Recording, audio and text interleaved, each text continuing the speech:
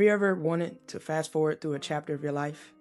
A chapter that feels so uncomfortable, a chapter that no longer makes sense, a chapter that you've been praying would come to an end, yet somehow you're still there.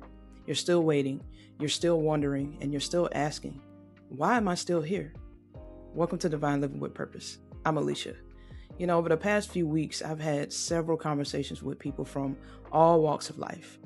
They come from different circumstances, they've shared different stories with me, yet underneath all of them was the exact same question. How do I get through this season right now? The desire to move swiftly through a place of discomfort, to get past the frustration, to move beyond the uncertainty, and to get to whatever comes next. And as I listened to these people, I realized something. When we're so focused on escaping where we are, we rarely stop to consider the purpose that still exists within that current season. And as I reflected on those conversations, I couldn't help but to think about Joseph. What stands out to me about Joseph's story isn't the palace, right? It's everything that came before it: the pit, the betrayal, the slavery, the prison, the place after place where he couldn't possibly see the greater impact and the bigger picture.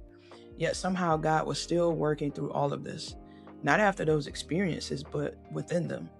And we want purpose to be so obvious, right? We want it to show up with a big old poster. I'm purpose. This is purpose. We want the lesson to make sense while we're currently living in it. But often it's only when we look back that we realize God was doing far more than what we could see in the current moment. And I've lived through a place like that before. Years ago, I stepped into an organization that was struggling.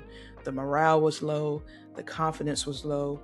People had stopped believing that they could achieve what was being asked of them.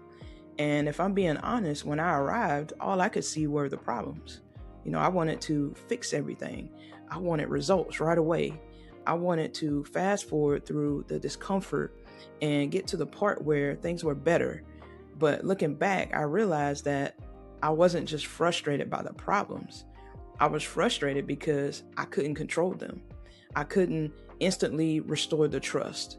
I couldn't make the people believe in themselves. I couldn't force them to have the motivation that I was looking for. I couldn't create that change overnight. And for someone who likes progress, that was incredibly uncomfortable for me. And at the same time, I was going through my own spiritual transformation. I was learning what it truly meant to walk with Christ, not just believe in him. I'm talking about trusting him. I'm talking about depending on him and surrendering those outcomes that I couldn't control. And as my faith deepened, something began to change inside of me, not just around me, but inside of me. I stopped focusing so much on the problems and I started focusing on the people, one conversation at a time, one relationship at a time, one small win at a time. I would take it. And, over time, I watched the confidence of the organization just grow, the confidence of the people. And then they started to believe in themselves again. And they started to believe in the mission and everything that we was on a united front for. I watched the culture start to shift. I watched people accomplish things in their lives personally that, they once thought were impossible. And then collectively as an organization, I watched them accomplish things that they also thought was impossible. And what surprised me the most was the more I focused on building the people, the more everything else began to take care of itself.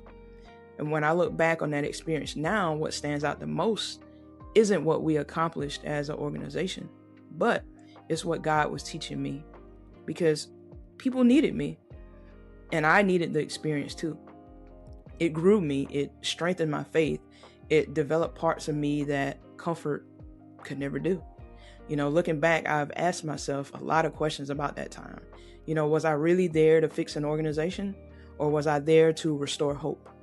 Was I there to change the culture, or was God using the culture to change me?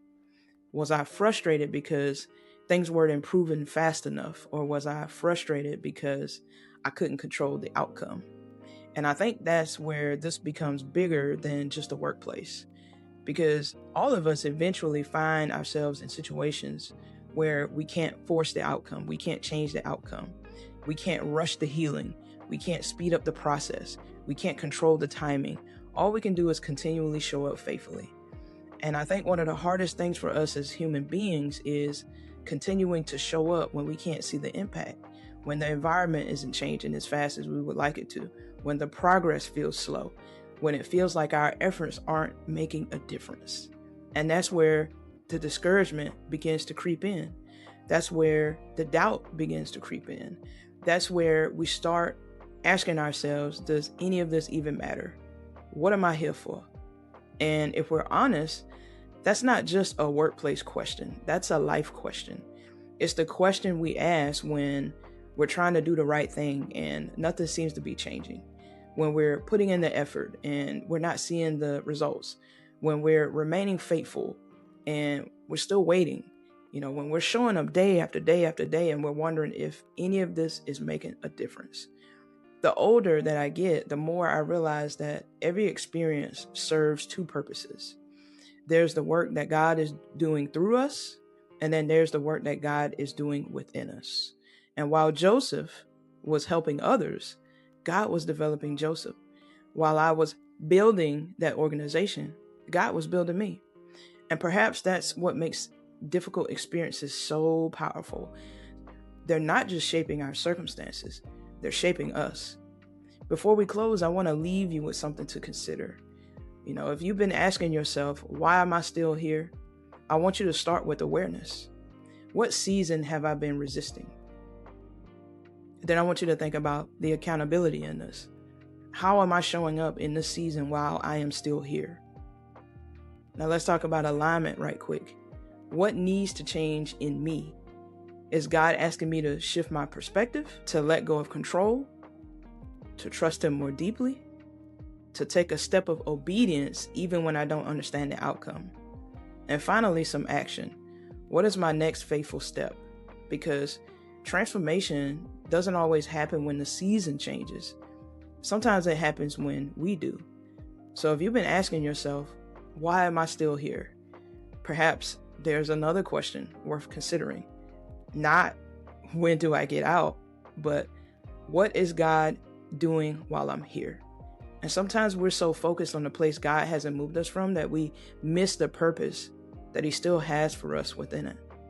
The people needed me, but I also needed that experience too. It changed me. It grew me. It prepared me. And looking back, I can see that God was doing far more than I understood at that time. Maybe you're here for more than yourself. Maybe you're here because you have a greater impact on your organization or your family or whatever environment you find in yourselves in right now. If this episode resonated with you, I'd love to hear from you. Whether it's a chapter of your life that you've been tempted to rush through, I want you to leave a comment, send me a message, or share this episode with someone who may need it today. And if you're enjoying these conversations, be sure to follow Divine Living with Purpose so you don't miss any future episodes. If you're navigating a transition, a burnout, uncertainty, or an identity shift and would like support along the way, you'll find information about coaching in my show notes. This is Alicia from Divine Living with Purpose, and I'll meet you right there next time.